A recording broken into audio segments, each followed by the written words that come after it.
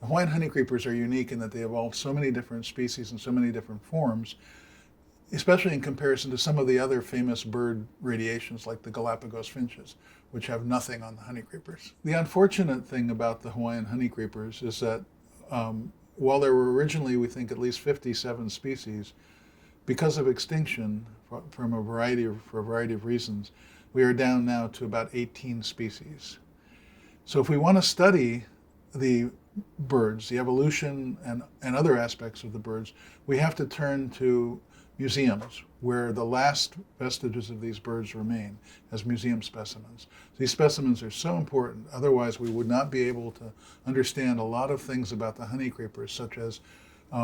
when they went extinct in the case of the fossil forms, what kinds of food they've been eating, they ate based on radioisotope analyses, and using DNA analyses, ancient DNA, to understand what kind of species they were, where they fit in, what they're related to, how much genetic variation they had in the past relative to now, and how they may have adapted to the presence of invasive diseases that are decimating honeycreepers today. And we've been able to develop ancient DNA methods that allow us to figure out where a bird fits in the evolutionary tree,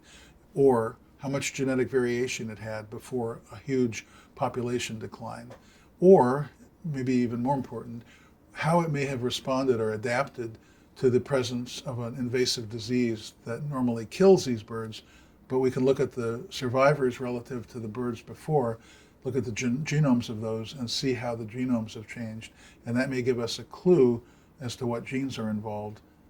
that allow them to survive.